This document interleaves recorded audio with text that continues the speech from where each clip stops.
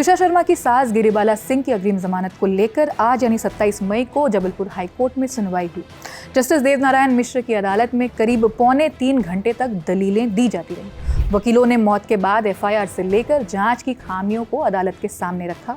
CBI ने अदालत में कहा कि गिरिबाला सिंह से हिरासत में पूछताछ करना जरूरी है, इसलिए उनकी जमानत रद्द की जाए।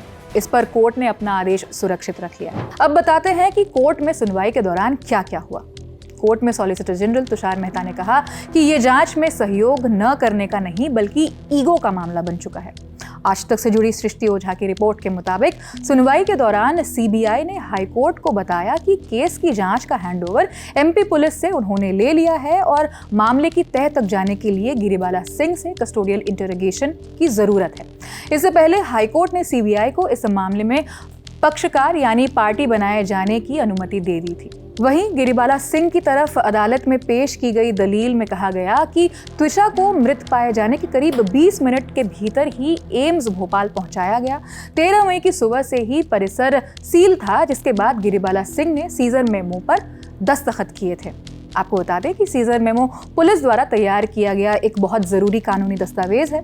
जब पुलिस जांच या छापेमारी के दौरान किसी व्यक्ति या स्थान से कोई सामान, दस्तावेज, नकदी या हथियार आदि जब्त या बरामद करती है, तब ये मेमो बनाया जाता है। वापस चलते हैं गिरिबाला सिंह के वकील की दलील पर, जिसमें आगे उन्होंने कहा कि गिरिबाला सिंह पूरे दिन जांच एजेंसी के लिए उपलब्ध थीं और उन्हें 14 मई का कोई नोटिस नहीं मिला।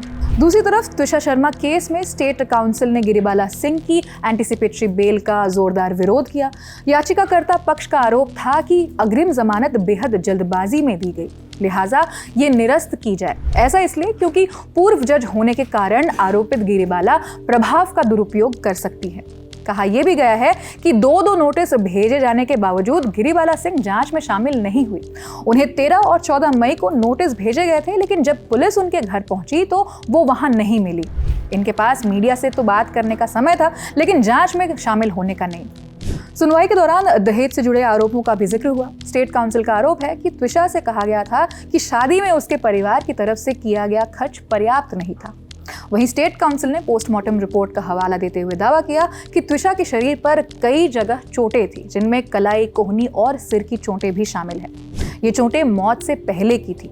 ये चोटें शव को उतारते समय नहीं आ सकती थी और पोस्टमार्टम रिपोर्ट के मुताबिक ये चोटें किसी झड़प या हाथापाई के दौरान लगी हो सकती है।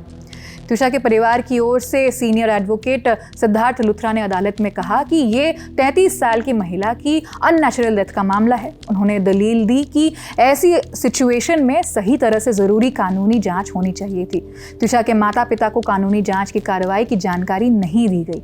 लुथरा ने अदालत में यह भी कहा कि त्विषा की मौत शादी के 6 महीने के भीतर हुई है, इसीलिए ऐसे मामले में एंटीसिपेटरी बेल देना जल्दबाजी थी। वहीं त्विषा के परिवार की ओर से भी कई गंभीर सवाल उठाए गए। कहा गया कि घटना के बाद न तो तुरंत पुलिस को सूचना दी गई और न ही त्विषा को पास के किसी अस्पताल ले जाया गया। ऊपर से घर के अहम सीसीटीवी और डीवीआर फुटेज तक पुलिस से पहले गिरिबाला सिंह और उनके परिवार की पहुंच थी। परिवार का दावा है कि वीडियो फुटेज को इस तरह पेश किया गया जिससे सिर्फ चुनिंदा हिस्सा ही सामने आए।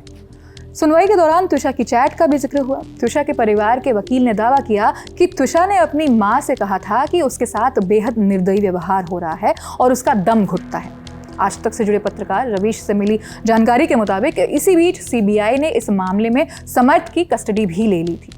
समर्थ पहले भोपाल पुलिस के 7 दिन की कस्टडी में था, जो 29 मई तक थी। अब पुलिस रिमांड के बचे हुए 2 दिनों के लिए सीबीआई ने समर्थ को अपनी कस्टडी में ले लिया है। भोपाल कोर्ट में ऑफिशियली भोपाल पुलिस ने समर्थ की कस्टडी सीबीआई को सौंप दी। अब सबकी नजर हाईकोर्ट पर है कि गिरिबाला सिंह की एंटीसिपेटरी बेल पर अदालत क्या फैसला सुनाती है और सीबीआई की जांच में आगे कौन से नए पहलू सामने आते हैं। फिलहाल इस खबर में इतना ही। इस मामले से जुड़ी सभी अपडेट्स हम आप तक पहुंचाते रहेंगे। ये खबर लिखी है हमारे साथी सौरभ पाल ने। मेरा नाम आकांक्षा गोगोई है। देश दुनिया की खबरों के लिए देखते रहिए द ललन टॉप। वीडियो अच्छा लगा हो तो लाइक और शेयर कीजिए। अब तक सब्सक्राइब ना किया हो तो वो भी कर लीजिए। देखते रहिए द ललन टॉप। शुक्रिया।